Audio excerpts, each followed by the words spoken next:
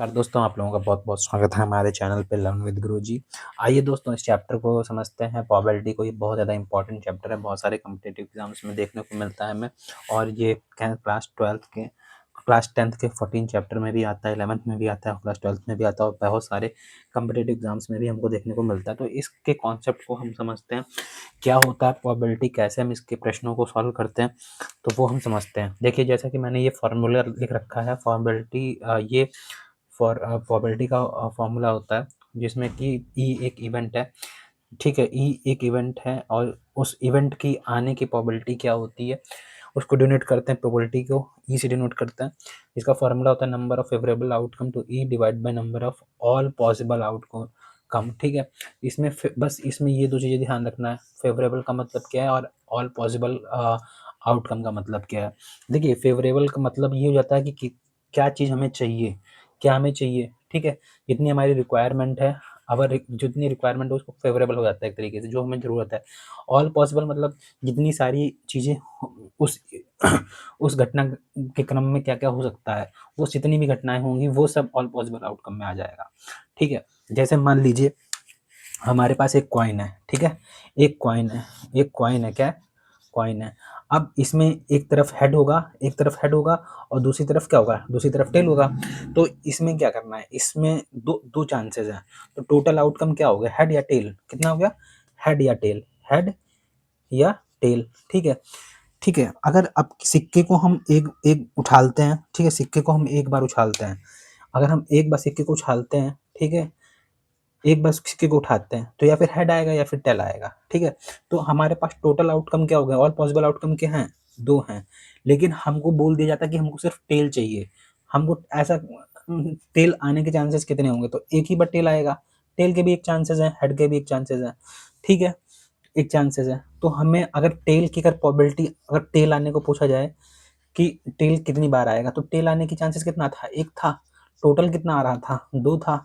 तो ये हमारी प्रोबेबिलिटी इस फॉर्मूले से देखिए यार निकल के आ गई। तो टोटल टेल आने की प्रोबेबिलिटी क्या हो जाएगी, ये हो जाएगी, ठीक है।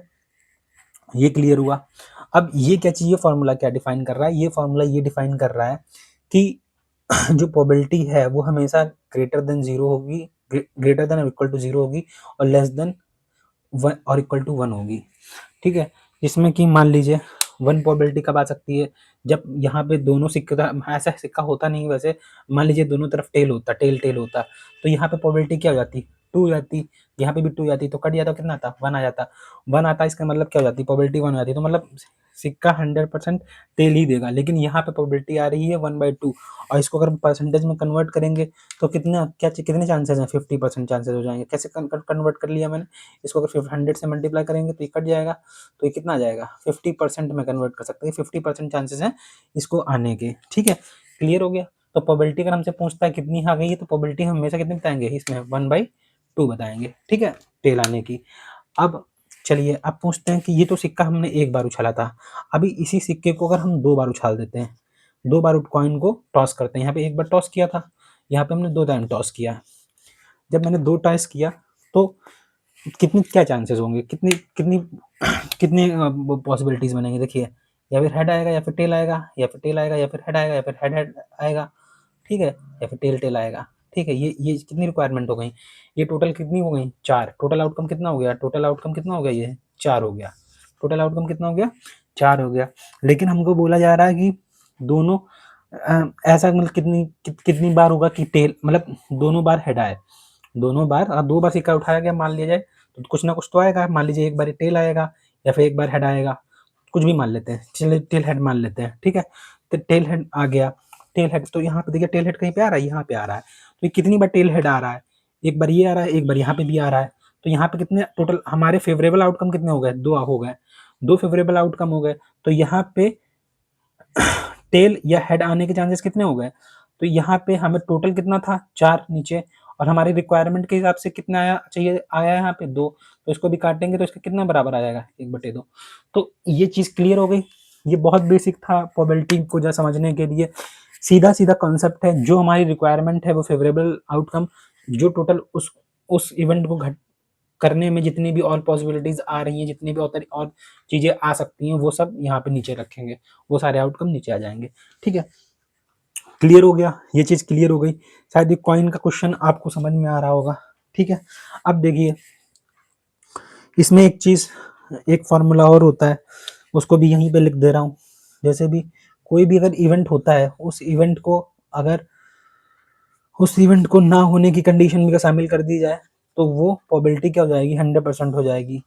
ठीक है, मान लीजिए कोई अगर सिक्का, हम कहते हैं कि इस सिक्के में क्या हेड टेल आ रहा था, अगर हम टेल को आने की प्रोबेबिलिटी अगर 1/2 है और ना आने की कितनी हो जाएगी, तो 1 से हम माइनस कर देंगे तो ना आने की कितनी हो जाएगी, 1/2 हो जाएगी। ठीक है, क्लियर है? मेरे ख्याल से समझा पा रहा हूँ आपको। ठीक है, अगर कोई चीज़ दिख नहीं रही हो तो देख क्लियर कर लीजिएगा उसको। ठीक है, और चलिए फिर बढ़ते हैं हम लोग आगे। और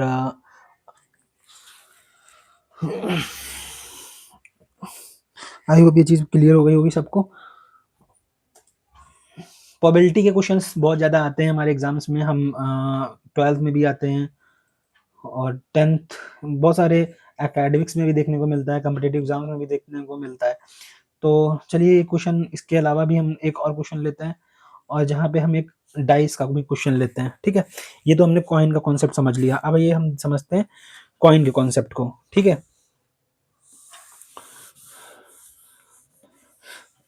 अब इस कॉइन में एक चीज और समझते हैं। कॉइन में भी 3 बार टॉस किया जाए तो क्या होगा, जैसे 3 बार अगर कॉइन को, ये कॉइन है, ये कॉइन है, ठीक है, इसको 3 बार अगर टॉस किया है, 1 2 3, 1 2 3, तो 3 बार मैंने टॉस किया है कॉइन को, इसमें हेड होगा या फिर टेल होगा, यही तो होगा। अब देखिए 3 बार जब मैंने टॉस किया है तो प्रोबेबिलिटीज क्या आएंगी।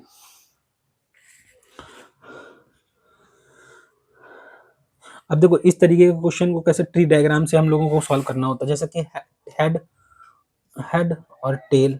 ठीक है, फिर क्या आएगा, हेड या टेल, फिर क्या आएगा, हेड या टेल, ऐसे करना है, हेड या टेल। ठीक है,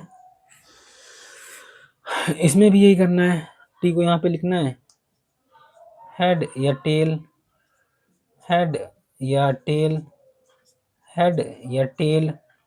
कितनी बार हुआ, 1 बार 2 बार, तो 1 बार और होगा, 1 2 3 बार हो गया है ना, 3 बार हो गया, हाँ 3 बार। तो कितनी चांसेस बनेंगे इसमें टोटल, तो टू की टोटल आउटकम कितने, यहाँ पे देखो कितने, ये कितनी बार चला गया, 3 बार चला गया। यहाँ पे ये कितने आउटकम आ रहे थे एक कॉइन पे, 3, तो यहाँ पे कर देंगे तो ये कितने टोटल आउटकम हो जाएंगे, 8 हो जाएंगे। टोटल आउटकम कितने हो जाएंगे, 8 हो जाएंगे।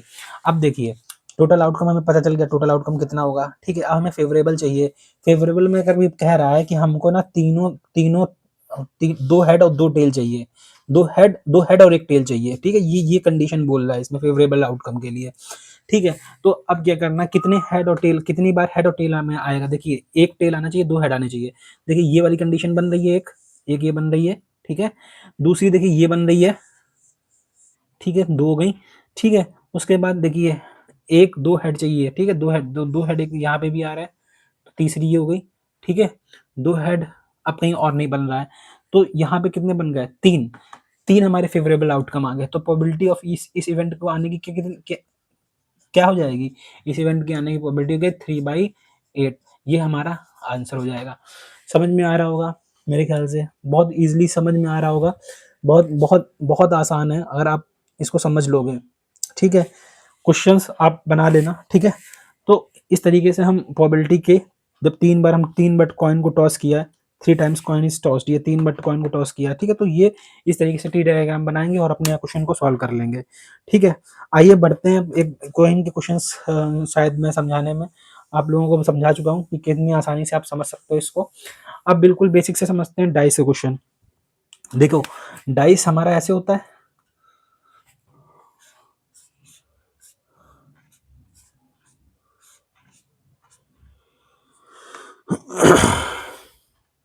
वैसे मैं सारी साइडें तो मैं नहीं दिखा सकता हूँ। ठीक है, लेकिन फिर भी कोशिश करूंगा कि मैं समझा सकूं तुम लोगों को। ठीक है,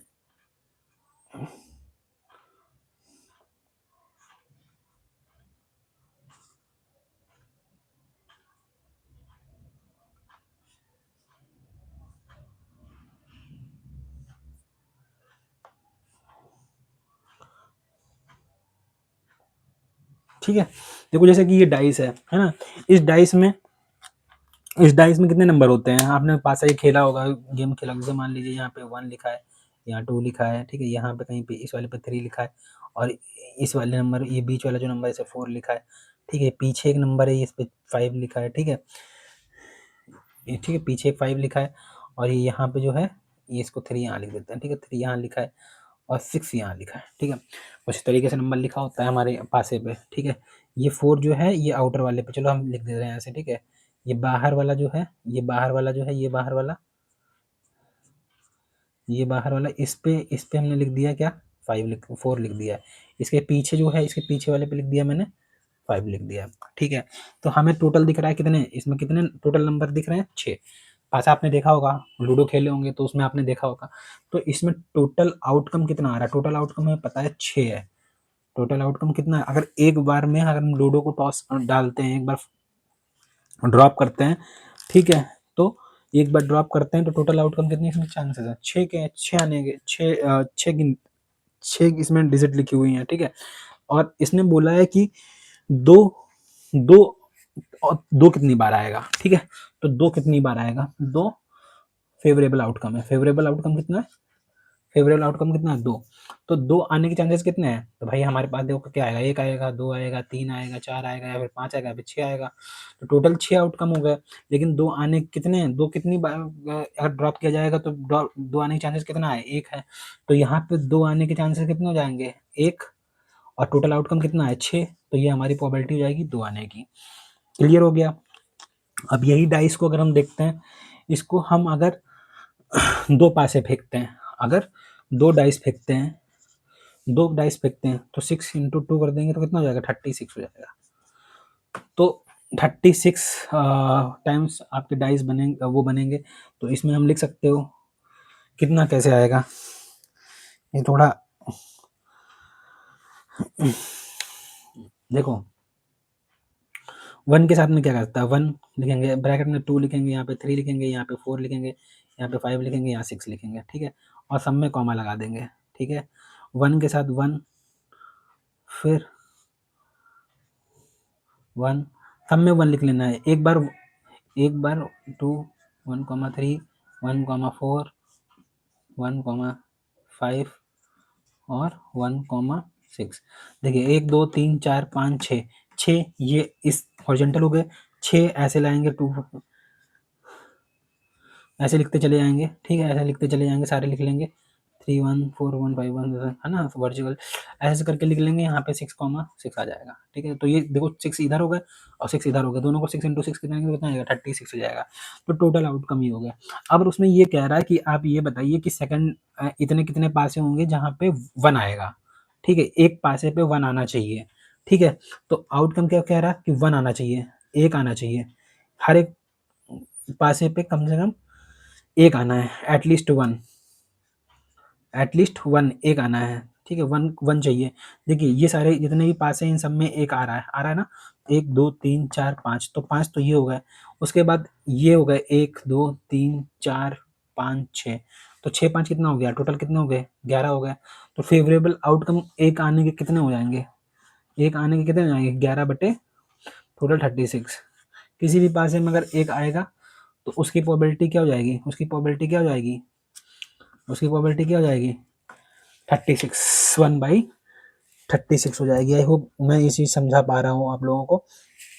तो 2 डाइस में ये कर लेंगे, ठीक है। ऐसे ही अगर 3 का होगा तो 3 6 की पावर 3, तो वो थोड़ा डिफिकल्ट हो जाता है, थोड़ा लंबा प्रोसेस हो जाएगा, उसमें डायरेक्ट हमें को दूसरे तरीके अप्लाई करने पड़ते हैं उन सबकी प्रोबेबिलिटी।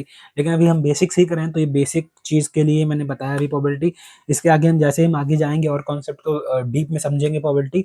अभी ये जो क्लास 10th की जो प्रोबेबिलिटी आती है उससे रिलेटेड कुछ क्वेश्चंस मैंने जैसे यहाँ पे बताया है, इसी तरीके के हम क्वेश्चन आप लोगों को देखने को मिलेंगे। एक जो फार्मूला बताया था मैंने ये वाला, ठीक है, इससे, और एक वो जो फार्मूला बताया था मैंने ये कि P एक किसी इवेंट प्लस और उस इवेंट का ना होना, दोनों के प्रोबेबिलिटी का जो सम होता है वो 1 के बराबर होता है। ये फार्मूले बहुत ही तीनों इंपॉर्टेंट है जो बेसिक प्रोबेबिलिटी के चैप्टर को कवर करते हैं। तो दोस्तों आप सभी लोग इस चैप्टर को, शायद मैं जितना भी समझा चुका हूँ आपको समझ में आ रहा होगा। अगर आपको ये समझ में आ रहा है, अच्छा लग रहा है मेरे चैनल से, तो जुड़ जाइए, चैनल को सब्सक्राइब कर लीजिए और अपने दोस्तों में शेयर कर दीजिए। धन्यवाद।